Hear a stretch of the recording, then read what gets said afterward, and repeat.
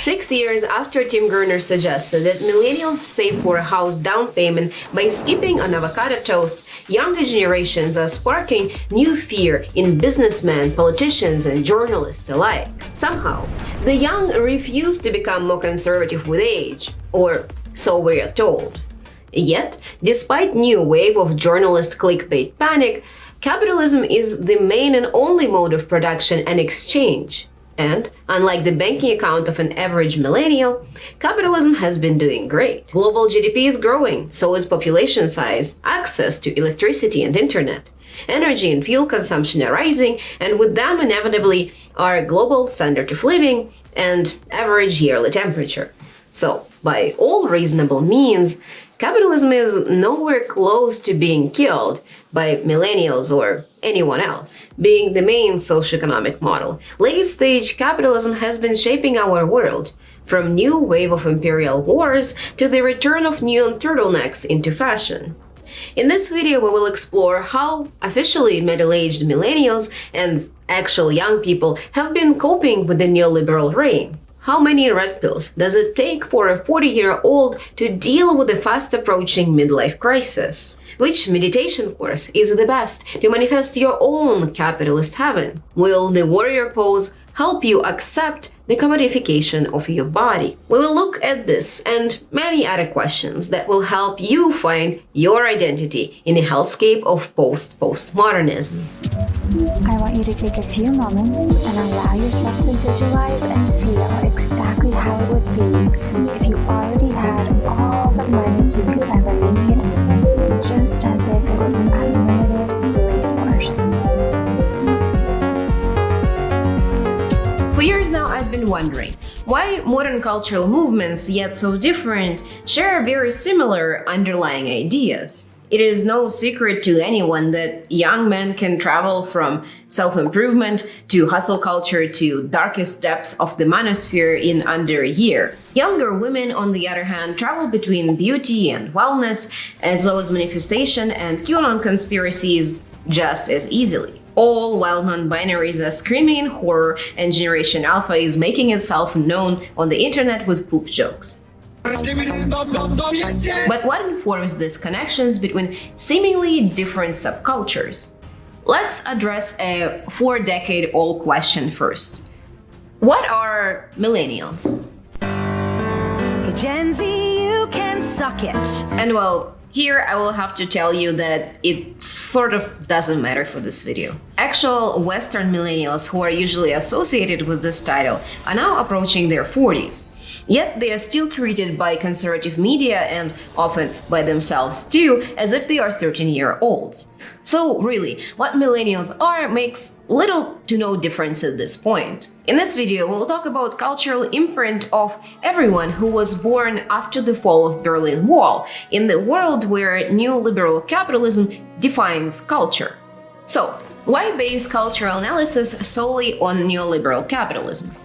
You can certainly choose a different frame of analysis too, go ahead. But what can be more exciting than reducing overly complex topic to a two-dimensional square plane? There are two main ideas that I use in this video to analyze younger people's relationship with culture.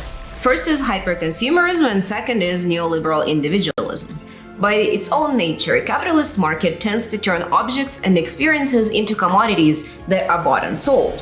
New World provides us comfort of next-day Amazon deliveries. But on the other side, it slips away our humanity, as our interests and bodies slowly become subscription services. Neoliberal concentration on individualism is one of the main ideas that shaped culture around the world since the 70s, and consumption is the main tool that we use to form and express our identities. Not bad. Not bad at all. Back in 2017, Stephen Metcalf, in his article Neoliberalism, Idea That Swallowed the World, described effects of capitalism on us and our culture as such. 30 years on, and it can fairly be said that Hayek's victory is unrivaled. We live in a paradise built by his big idea. The more closely the world can be made to resemble an ideal market governed only by perfect competition, the more law-like and scientific human behavior in aggregate becomes. Every day we ourselves, as no one has to tell us anymore, strive to become more perfectly like scattered, discrete, anonymous buyers and sellers. And every day we treat the residual desire to be something more than a consumer as nostalgia or elitism. As the economy shapes our culture, people that we call millennials are now first modern generation to be faced with economic pessimism early in life. A lot of millennials were raised in a sense of optimistic prosperity and all-you-can-buy party, which lasted till about 2008. Once the economic frenzy was over, millennials had to face the realization that our future lives would consist of ever more exciting and diverse forms of economic insecurity. After that realization, we went into a collective existential crisis, which resulted, among other things, in rise of emo subculture and public notion that millennials refuse to grow up. And while I mostly talk about Western countries here, but there was a level of similar economic effect across the world, as the period between 80s and 2000s attributed to millennial youth years was a period of so-called long peace. This time was characterized by de-escalation of Cold War and nuclear conflict threats, the opening of global markets and rapid scientific and technological progress, as well as freedom of information access through early internet. This global trend, however, was broken by a wave of economic crises in late 2000s, escalation of war in the Middle East, chain of conflicts in Ethiopia and Somalia, and failure of the global north to commit to climate action. And well, you know what happened after that. Gen Z, however, was born into a period of complete doom. They didn't have to face a turn from optimism to pessimism. Their youth years are characterized by a period of insane economic inequality, cycling financial crises, and ever-growing awareness of climate crisis. This unfiltered pessimism resulted in the birth of Gen Z doomer culture, their large reliance on absurdism and 30 levels of irony in cultural media that they produce. I expect that teenagers today will only continue deeper into the abyss of absurdity as AI apocalypse and returning threat of international nuclear war have now been added back to the menu. We literally gave the imposter a nuke bomb today in Among Us. I settled on two parameters that can be used to describe modern cultural movements in their relationship with the invisible hand of the market. Here we have consumer minimalism and consumer maximalism. Or does this movement embrace consumption or shuns it? For example, on one side we have millennial minimalism that promotes throwing out most of the things you own. And on the other side we have Disney adults, Potterheads, and Marvel fans who embrace consumption to achieve their individual fulfillment. On the other scale we have capitalist realism and capitalist mysticism. On the mystical end, we have manifestation and dark enlightenment, and those who try to rely on beliefs, folklore, religion, and intuition to help them cope with challenges of late-stage capitalism. On the realistic side, we have movements like hustlers, realists, and doomers who try to find their place in the system of neoliberal order as it is, with all its flaws. I also use Mark Fisher's definition of capitalist realism. So let's start with the mother of all modern coping strategies. Let's talk about self-help. Self-help is old as trees. Oldest text classified as self-help, as we know it, comes from about 2,800 years BCE and is called the Maxims of Tahotep. The Maxims of Tahotep was intended to provide life advice to those who could read it, for rulers and clergy, because literacy was like 1%. It contains a collection of great verses that can guide one for a more fulfilling career, such as, do not gossip in your neighborhood because people respect silence, or love your wife with passion. For ages since we have sought counsel and advice of others. We ask how to raise a child, how to become a proper housewife, and how to make stay hard for longer. If you wonder about the last question, then the answer, according to Greek medicine, is to wait for the peak heat of summer. Old self-help advice was meant for a limited group of physicians, rulers, and scholars, so self-help boom did not come over till about 19th century. The first example of what we can count as a modern self-help is the book titled Self-Help by Samuel Smiles. The man mastered his title game. Book was published in 1859 and was an absolute hit. It was selling like hotcakes right off the printing press. Samuel, unexpectedly to himself, opened the flooding gates of $38 billion industry. Main points of his work are echoed across self-help culture and industry to this day. He concluded that the change in the individual and society for the better lies not within any organization or group of people, but can only come from within oneself. Aside from providing life advice, Smiles was the first one to identify a profitable market for self-help ideas. His book was written and printed with the intent to be read by the average literate person of the time. Smiles proved that now, at the age of enlightenment, every free man could get advice from a random guy with shaky credentials. He was later able to capitalize on his success by publishing more self-help books, namely Character, Thrift, Duty, and Life and Labor. So he also started another tradition of self-help genre, namely reprinting the same book with minor changes under the new title every time you need a little influx of cash. You would think that there is only that many books about waking up early and not beating your wife that you can reprint in 200 years.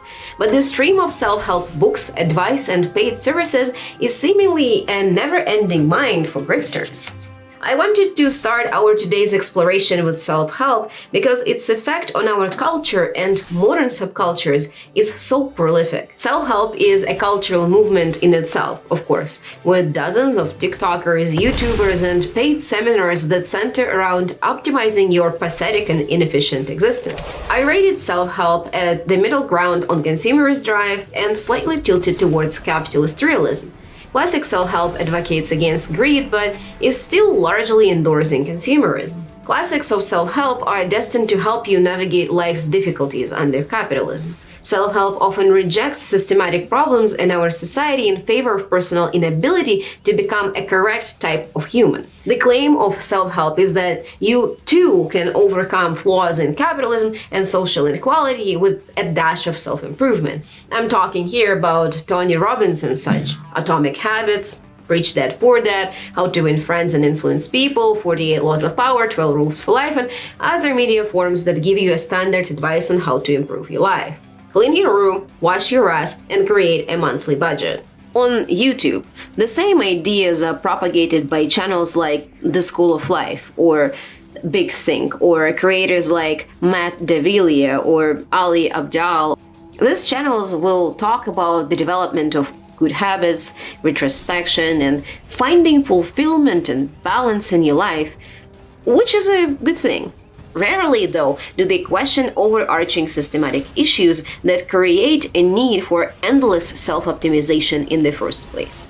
This classic self-help content is beige, approachable, and watching self-help videos actually will make you feel like you're achieving something. Ultimately, classic self-help is not here to provide help or to change us, but it is here to make us feel better. It is a modernized version of bibliotherapy. Faced with a time of crisis and pessimism, we'll look for advice and help to relieve our condition. As economic and social pessimism settle, self-help movement is rising to alleviate our struggle. Self-help makes us feel understood, but it also redirects any external flaws of the world onto our inner selves. You're not just broke because of generational poverty, but because you are not financially literate. Your constant state of tiredness is not caused by dissociation from labor and community, but by poor scheduling, and so on. If only you wake up a little earlier, eat a little healthier, and journal daily, you too will be able to live a successful, fulfilling, and happy life, just like Mark does. Hey everyone, we are live from my backyard where I am smoking a brisket and some ribs. I'm making meats now, smoking these meats here. Cultural claims of self-help is that we cannot change the world, but we can always optimize ourselves to fit the world. But enough of self-help. Let's talk about capitalist realism. I placed realism in the middle between minimalism and maximalism because it can go both ways, and obviously it's pretty high on realism bar. Capitalist realism is a viewpoint that claims some variation of two statements. One, capitalism is the best system that we can possibly have. And two, that associated negative effects of the unregulated markets, like growing inequality and degradation of social safety nets, are justified by the benefits that the capitalist system is providing. Cultural movements that lean into capitalist realism are often byproducts of 70s and 80s kids who, like younger millennials, witnessed a cultural switch from optimism to pessimism. Since they were already adults when the attitude switched, their coping mechanisms are different. Realists would often praise personal development, education, and career, but not as the ways to become successful financially, but because they see that this is the only way for their offspring and themselves to survive in the world riddled by financial uncertainty. In the absence of communal safety nets, soccer moms and wine aunts work relentlessly to build individual nets for personal safety for their family and offsprings. Realists understand the negative aspects of neoliberalism but do not advocate for systematic change. They believe that if you play your cards right, you won't have to worry about living on the street or feeding your family. And, well, whatever happens in the world outside of your cultural cluster is better ignored to prevent any discomfortable feelings. Now, capitalist realism is not really a subculture because it is mainstream. It is a cultural default. Realism is something that we're used to so much that we don't even notice that both Marvel and new Star Wars franchises are soaked in the narrative of capitalist realism. We have mainstream series of movies and art that propagate the idea that world, set as it is, doesn't need to be changed. A never-ending stream of superheroes that are willing to sacrifice anything to defend status quo. And if we accept that capitalism is really here and associated negative effects cannot be eliminated or changed, then why won't we just relax a little and enjoy the ride? In 2010, Marie Kondo, Japanese media personality and organizing consultant, published The Life-Changing Magic of Tidying Up, the Japanese guide to decluttering and organizing. 10 years later, during the pandemic, somewhere between baking sourdough bread and spreading anti-Semitic conspiracies, all of us were faced with a difficult question: does this spark joy?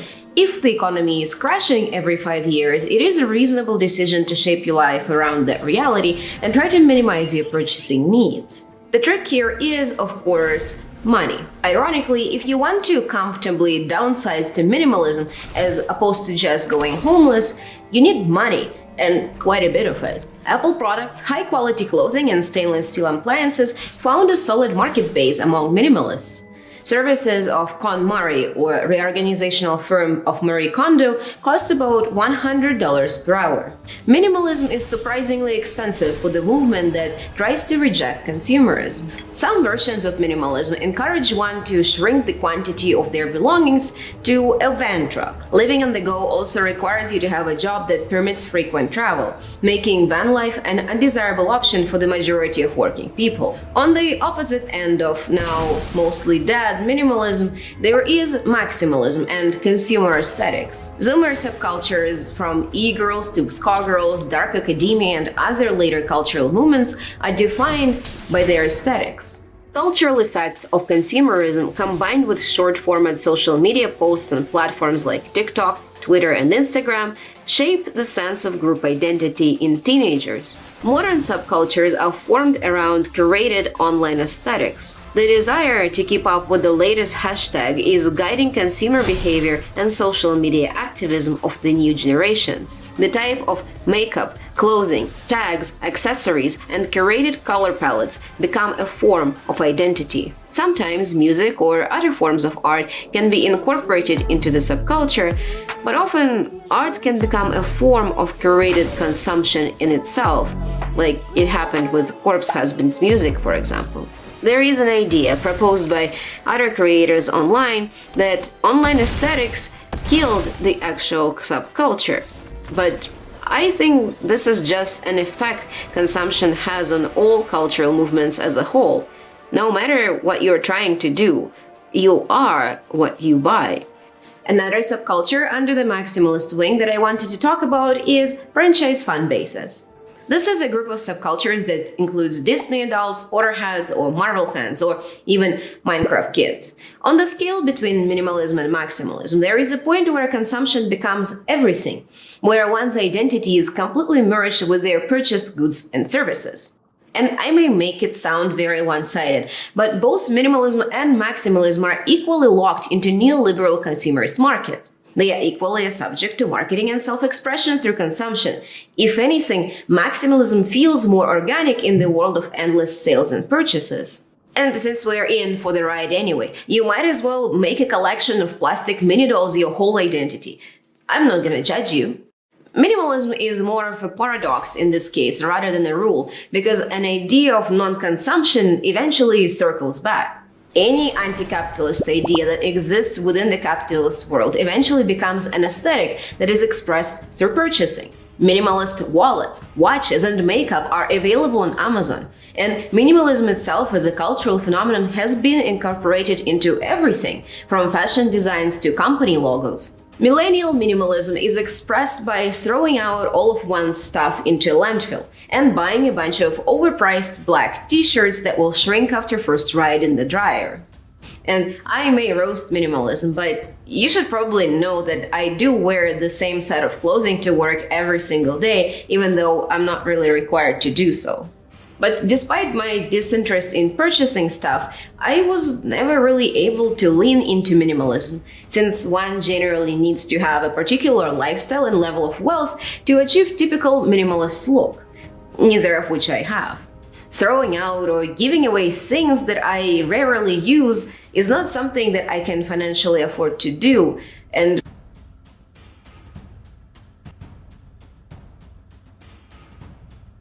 that appears to be a common story. Movements adjacent to minimalism, such as van life, cottagecore, or off-grid living, can be fully subverted by the modern cultural landscape. Originally, these subcultures rejected the modern neoliberal order and obsession with consumption. Eventually, though, media produced by the members of minimalist subculture was turned into Mr. Beast-style competition for building the biggest and the most expensive van. Solitude and the attachment of rural life are repackaged and sold as luxury detox or exotic vacation packages.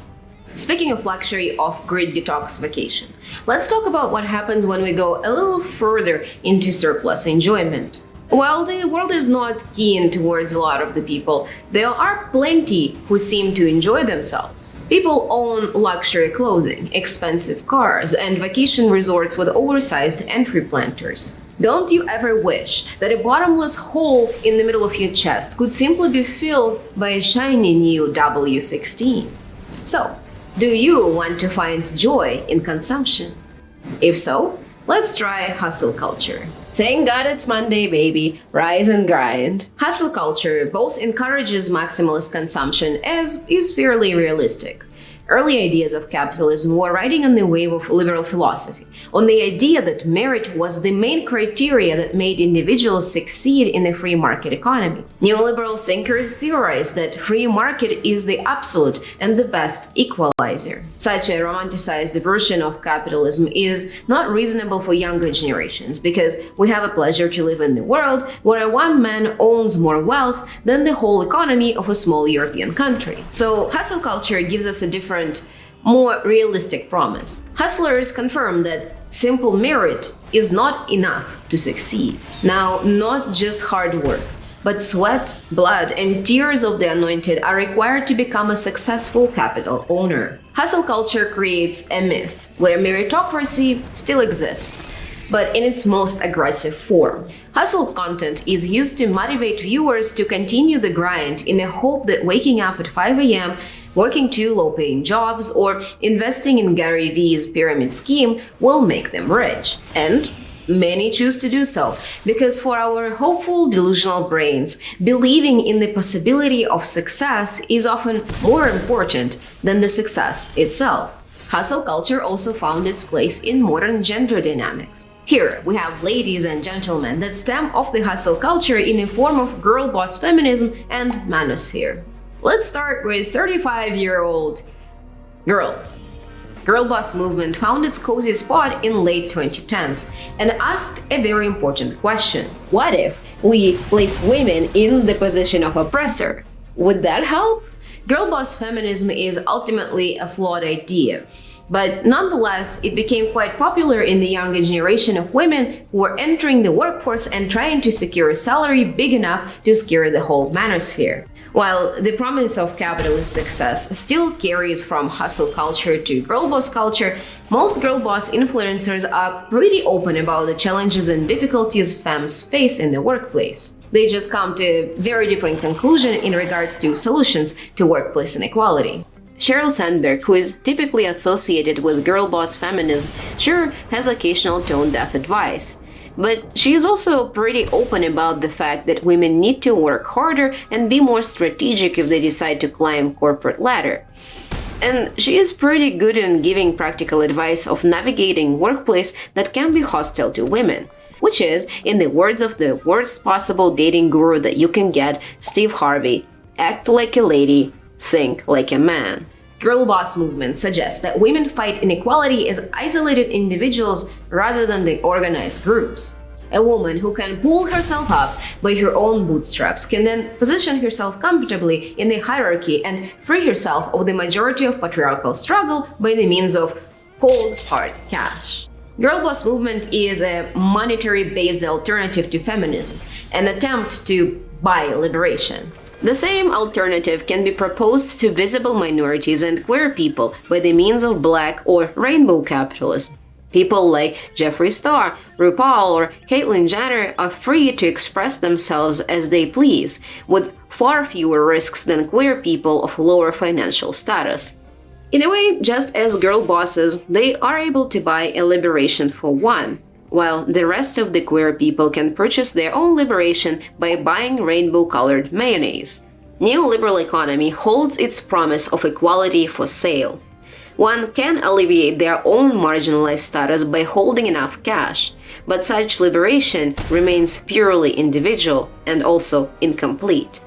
In reference to entertainment media, money is what turns a paralyzed black veteran into a war machine. But let us look above hustle culture, because this is where we start touching mystical capitalism. And we're gonna start light with manosphere. Alarm! Alarm! Somebody call 911! Masculinity is in crisis. Money can certainly help alleviate the horrible prospect of being a man in a late-stage capitalism. In a world that measures man's worth based on the value of his property and size of his wallet, being poor is not just erasing personhood out of one's life, it is also erasing manhood out of a man.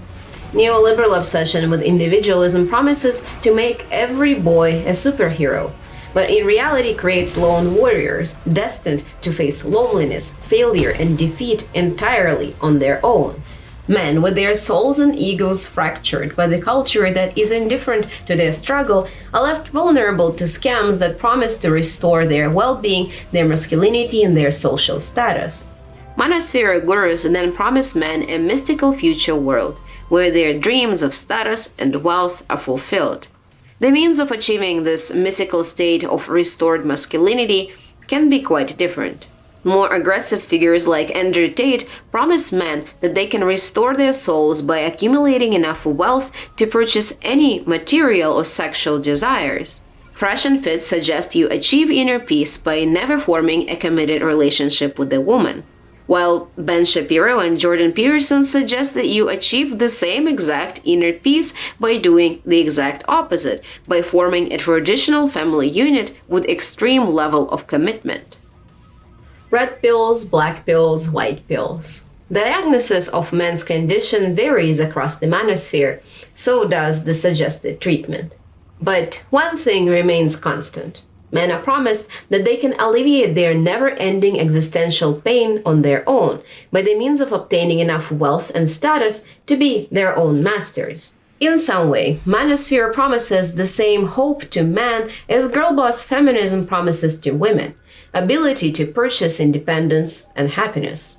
Men are promised a dream, a myth, that if they start gambling money on day trading and stop spending money on women and stop jerking for 30 days and buy yet another self-help course from yet another manfluencer, they will finally feel whole again.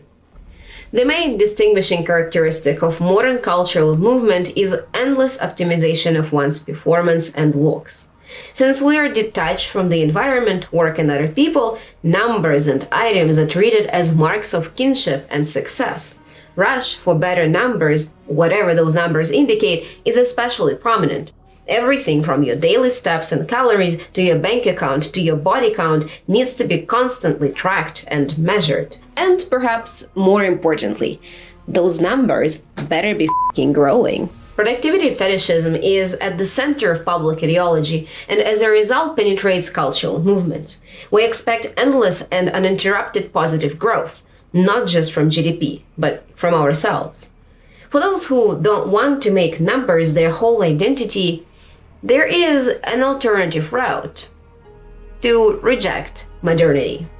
Doomerism and collapse core are relatively new developments in the culture and are a direct result of negative economic and cultural outlook of 21st century thus far. Doomers are a reaction to the world on fire. It is an exhausted apathy of modern teenagers, raised on a saturated mixture of clickbait titles and TikToks of war crimes. This is a full case of kinder egg. Doomerism is a side effect of capitalist realism. It is pure, distilled pessimism combined with a hope for alternative future. Some will accept doom as a form of adaptation to or rebellion against the capitalist system. I personally see doom as a path to action, a simmering state of collective mind which, aside from making fascism popular again, can result in creation of more original, new and sustainable ideas. Doom radicalizes. It produces activists, thinkers, and revolutionaries. But it also produces reactionary movements. Both accelerationism and dark enlightenment inform a lot of internet doomerism. Both also draw a personal mystical world that can happen as a logical progression of late-stage capitalism and increasing militarization. Dark enlightenment is not really a subculture on its own yet. Nonetheless, it already found its bay in tech pro-culture, tech billionaires, and sympathetic peasants who defend Elon Musk on Twitter. This is somewhat of an apocalyptic cult that claims that eventually our tech advancements and unregulated market are destined to produce a birth of a new, superior form of intelligence. The fact that both humans and the environment will be eradicated post-singularity is viewed as a good thing, as a natural progression. After all the important people have post-apocalyptic bunkers, and whatever happens to you is not really a concern for those who slap assault rifles on AI-powered drone hives. Accelerationism and dark enlightenment are developing cultural movements with strong potential to influence mainstream politics and culture of 21st century, in the same way that fascism framed the cultural development of mid-20th century. And just as fascism did in the 20th century, dark enlightenment also relies on the idea of mystical prosperous future for selected few that can be built on bloodshed and struggle in the present. Adepts of dark enlightenment, similar to doomsday preppers, dream that they will survive the technocratic apocalypse by uploading their intelligence into the net, and that they will enjoy the futuristic world where their bodies and minds are augmented with technology. Despite the obvious problem that most of those people would not be able to afford such transfer even if such technology did exist.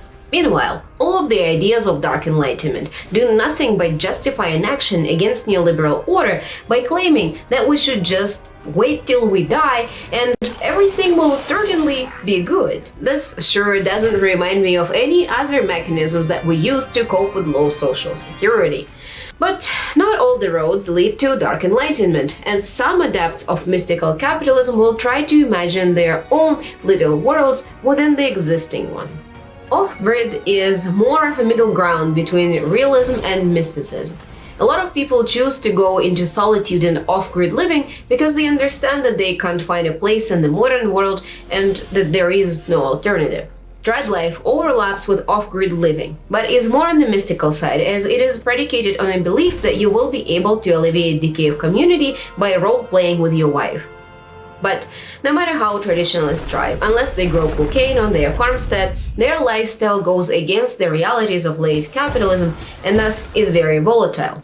Even if one can afford to support family on a single income and their wife embraces the role of a housewife in some severely redacted version of 50s nuclear family, there is no guarantee that their dream will come true. In case such traditional family unit faces financial challenges like loss of income, sudden unemployment, or disability, role-playing a 50s rom-com can quickly turn into role-playing a Great Depression drama. Sometimes it is noted by conservative and religious groups that it is progressive ideologies or lack of faith that killed family. But really, did it? Or did the traditional family institution simply become yet another communal unit destined to be destroyed by the idea of radical individualism? Oh well, that's a story for another day. In traditional living scenario, off-grid or rural living proposes a play where one is allowed to pretend to be in a parallel world. Often traditional living models social structures that predate neoliberalism. So, before we get our hands dirty in the blood of sacrifices to the gods of prosperity, let us discuss capitalist attraction to mysticism. One way to deal with the problems of the world is to embrace reality, and to extent most subcultures do so. Realism, though, is quite painful. My assertion is such that you have to have some suppressed masochist kink if you choose to embrace reality, because just f***ing look at it. This behind me is HMP Foss Way, and it's maybe the most technologically advanced prison in the world. So instead we imagine that the world of prosperity and freedom is located in the distant past, or the future, or the fantasy land, and try to get there by performing rituals. In current economy, you are required to work to maintain even the most basic standard of living. Unless your parents own an oil well or sell guns, I guess. Prospect of dying from old age at the Walmart till does not sound exciting. Thankfully though, our minds are equipped with the ability to create myths, dreams and multi-level marketing schemes to cope with negativity in our life. Komarovs describe capitalist mysticism as such in their essay Millennial Capitalism: First Thoughts on Second Coming. Capitalist mystical tendencies have a single common denominator, the allure of acquiring wealth from nothing. In this respect, they are born of the same animating spirit as casino capitalism. Indeed, perhaps they are casino capitalism for those who lack fiscal and cultural capital, or who, for one reason or another, are reluctant to gamble on more conventional markets, like traditional investing. Like alchemist cunning that promises to turn straw into gold, this new alchemist techniques defy reason by promising unnaturally large profits. They promise to yield wealth without production, to produce value without effort. Ultimately, all mystical movements propose disproportional return on investment, be it wealth or personal fulfillment, and the deeper you go, the bigger the promised treasure. Manosphere doesn't just build a myth of restored manhood, but also relies on promotion of pyramid schemes and crypto investing as the promise of a luxury life. QAnon and adjacent conspiracies proposed investment in things like gold bars or Photoshop pictures of an old man covered in spray tan as the means of producing wealth. So, with that outlook, let's explore the uncharted ocean of mystical capitalism.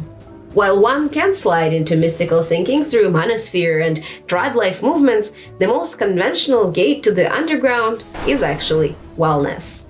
Wellness movement in the West is fairly old. Smarter traders figured really early on that they can just pick the most random practice or ingredient that white men considered to be foreign and exotic and sell it for a shit ton of money.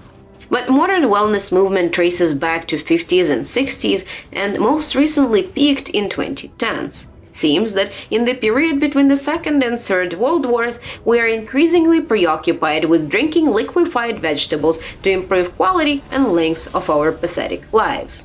At the times when medicine is inaccessible to many and state of sickness is defined purely by one's inability to work, wellness, natural and alternative remedies become an important part of how we care for ourselves.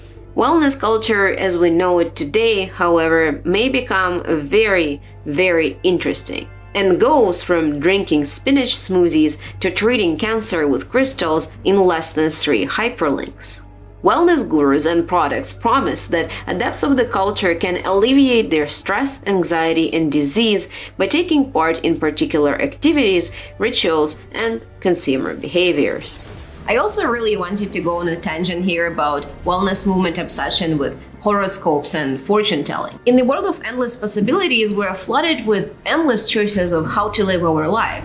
So many find comfort in fictional yet more limited fate. Modern astrology, as well as other forms of fortune telling, often concentrate on narrowing one's choices so that we're not faced with a choice paralysis. After all, millennials can get their own Harry Potter sorting hat fix by going to a tarot reader who will finally sort them into their position in a society. Here, it says that you're about to receive a good fortune really soon if you like this video. So, wellness once again concentrates on individuals inspecting themselves as a source of all ill, rather than on raising larger questions about personal surroundings. You can go to yoga classes 3 times a week to alleviate workplace stress, but not ask why seemingly harmless activity of pushing papers for 8 hours each single day can cause you so much stress that you need a $150 yoga studio membership. May it be the fact that most of the people live paycheck to paycheck?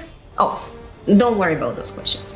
Here, take this bracelet. It is good for absorbing those negative thoughts. Wellness culture redirects issues in one's well-being and, perhaps most importantly, one's productivity to mystical entities such as bad energies, generational curses, and misaligned chakras. Wellness culture then proposes group experiences and products that are meant to alleviate individuals' struggles, and sometimes even provide a person with a sense of community and belonging through group retreats, brand loyalty, and cults. For those who yet fail to achieve cultural fulfillment through the use of scented oils and inaggressively shaped sex toys, even deeper mystical alternatives are available. Abundance mindset and manifestation culture gained a significant level of popularity in latest years, and I suppose will continue to accumulate more followers. Yours truly has an old classmate who leads courses on manifestation, so I was even granted a discounted course. And well, because I like all things weird, sure thing I did it. So now I guess I can overanalyze manifestation movement with some level of expertise. Just like with wellness, there is a significant range on how manifestation subculture engages with the idea of prosperity, or to be more specific, idea of capital ownership. What I've had pleasure to learn was a less mystical approach. In a nutshell, universe can fulfill your wishes under a particular set of conditions. 1. You want a thing. 2. You work towards the thing that you want. 3. You maintain a good level of energy and a positive outlook. Overall, my experience taking this course was pretty positive. It had a significant level of weirdness, but I also finally learned to meditate. Having a mentor in a group with whom you can hang out is always a nice thing to have, even if I had to pay for it. That's kind of is the whole economic model of wellness movement after all. And well, really, if you maintain an optimistic outlook on life, you have a set of reasonable life goals and you work towards them as taught by the base level manifestation movements, there is a decent chance that you can succeed in achieving your goals. That's just 12 rules for life, but less misogyny, and we're also meditating with scented candles. Abundance mindset and manifestation, however, just as wellness movement, go far beyond aromatherapy and vision boards. More radical teachings promise that manifestation can achieve a miracle, attract wealth, cure disease, or restore relationship without performing any actions, acquire wealth without labor. For those who ever had an interest in phenomenon of megachurches and prosperity gospel, this may sound familiar. Manifestation is the ultimate form, the final boss of capitalist mysticism. Manifestation gurus often refer to the term universe as a more secular entity to direct your prayers. However, using God is still considered appropriate. The universe, or God in this case, is the capitalist system itself, an all-powerful and inevitable entity that gives out resources to those who are worthy and denies resources to those who are not. This is also consistent with the concept of sin found in manifestation movements, as those who fail to manifest prosperity in their own life ought to explain this failure with their own individual internal flaws. So, for example, mental blocks, lack of belief, or I guess desire in this case, detachment from good energies, laziness, and such are viewed as factors that would prevent manifestation from coming into reality. In the worst cases, when everything fails, manifestation advisors conclude the universe safeguards believers from obtaining manifested goods if those would harm the believer or if they would not be able to manage them. Manifestation serves the same purpose for secular use that the religion does for religious people of older generations. But instead of Sunday church, we're doing an eagle pose, and we meditate with abundance mantras instead of prayers. Manifestation maintains neoliberal optics of individual merit. While the capitalist system claims the poor to be unskilled or lazy, manifestation claims the poor as vessels of bad energy and as those who fail to manifest a good life. But what if manifestation doesn't cut it for you? Well then, luckily for you, my friend, there is still an alternative. I am a very big fan of conspiracies. Modern humans are capable of flying to space, smashing atoms, and killing each other in so many creative ways. But we're also capable of believing that the Earth is a hollow donut populated by satanic Jewish aliens. Isn't it fascinating? My first experience with conspiracy was 1988's theory that the Black Sea is going to explode in 2000s due to sulfur accumulation, and that would create an environmental catastrophe. I found the booklet in a trash pile in the library, which kind of summarizes some of my reading habits. What the author of the booklet didn't know, of course, is that we do not need to explode the Black Sea to create an environmental catastrophe. Conspiracies are believed to be a byproduct of our brain, as we are very good in building intuitive connections. Sometimes our brains just come to a conclusion that furniture is so expensive because it includes child slaves, and not because the sale of overpriced goods is associated with high status. Spreading conspiracy theories was always a popular way to spend a cozy evening with your family and friends. But with access to limitless and unfiltered pool of information through the internet, this hobby seems to be back in trends. There are a lot of conspiracies today. A lot of them are very harmful. Some of them lead to social unrest, murder, and actual genocide. Internet allows us access to limitless knowledge, and we understand now that truth is not the limit either. And I'm not going to go in depth on any specific conspiracies here. Rather, I wanted to highlight a common idea that traces through almost all of the modern conspiracies, the old ones too. No matter if you take QAnon, COVID conspiracies, modern flat earth, 9/11, anti-Semitism, or denial of school shootings, there is one very prominent idea that there is a form of secret, or if you want, deep state or organization that is controlling the world. Conspiracies are known to produce a sense of belonging, a feeling that one is a part of a group that possesses a secret, deep knowledge, a sense of belonging that is otherwise hard to obtain in neoliberal world. Supposed special knowledge gives believers a sense of power and control over the wealthy monsters, in a world where they lack economic means to control as little as their own lives. There are many elements to conspiratorial thinking that attract all sorts of personalities, but all of the conspiracies provide two things for the people who join associated movements. Conspiracies allow its members to construct an alternative reality, where their ability to hold power is not limited by the lack of personal capital. Conspiracy provides a version of mythical utopian alternative world, the world that can be built through violence against the members of a deep state or other enemy group. In old folklore, vampires ought to be killed with fire. In modern folklore, they need to be imprisoned, hanged, or otherwise eradicated. This, of course, makes people who join conspiracies also susceptible to reactionary, nationalist, and fascist ideologies. Hard right relies on the idea of a secret and powerful outsider group, subverting the idea of a deep state in a claim that particular group that is just as poor has a secret power over our reality. Ideas of fascist conspiracies fit well with anyone who already accepted the notion that there is a secret invisible billionaire billions behind the well-known billionaire villains. Nonetheless, many people choose to cope with the stress and disadvantage of their life with conspiracies. What if you are the warrior of light and reason who is going to slay monsters and build an all-white utopian paradise any day now? That's far more exciting than the reality where modern conspiracy nuts are just regular folk that have to endlessly work for pennies while getting progressively more detached from the people around them. Overall, all subcultures of the modern day attempt to reclaim a sense of belonging. A sense of belonging that a lot of younger folk never really experienced in the first place. In all of us, there is a hole that cannot be filled by consumption, no matter how much money one can afford to spend. Consumption for the sake of consumption seems to deepen our pessimism as our connections to brands, celebrities, and items replace human connections.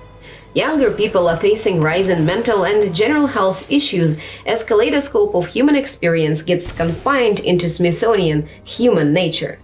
So really, while I'll certainly consider many of the subcultures harmful, elements of some of the subcultures are harmless. And if you think that scented candles or camping make you happier and more fulfilled, don't let anyone stop you from doing the things that you enjoy. I wanted to wrap us up with the last subcultural cluster that is relatively young. Slow living is an arising cultural movement. Slow living takes elements from cottagecore, minimalism, wellness, and traditional living, and in its current form has not been yet co-opted by commodity market. It's on the way though, don't you worry. Slow living proposes to revolutionize the way one is engaging with capitalism. Capitalist consumption and individualism are still there, but they serve the purpose of fulfilling one's needs, not as the way to construct one's identity. Culture of the slow living concentrates on the beauty of the surrounding world, on pleasure found in small, unimportant, and mundane, in building fulfilling connections with people, and taking life easy overall. Slow living can still turn into another consumer aesthetic, or it can just go down another dark hole of the wellness culture. But in the moment, this is one of the cultural movements that are interested in actively questioning a narrative of individualism over consumption and an endless rush to the top of productivity and peak performance. As time progresses, new waves of cultural movements and interests will come and go in an attempt to build something more human in the human world that we build for ourselves. So certainly, a list of cultural movements that I highlighted today is very limited. And if you feel like I missed out on some big modern subcultural clusters or maybe classified something wrong, you can always let me know in the comments. Like, where does the water talk fit in this chart? Let's make a stinking water of the day. I hope you like this video, as I wanted to do something more lighthearted before I start working on more specific videos for the year. And subscribe so we see each other on the next one.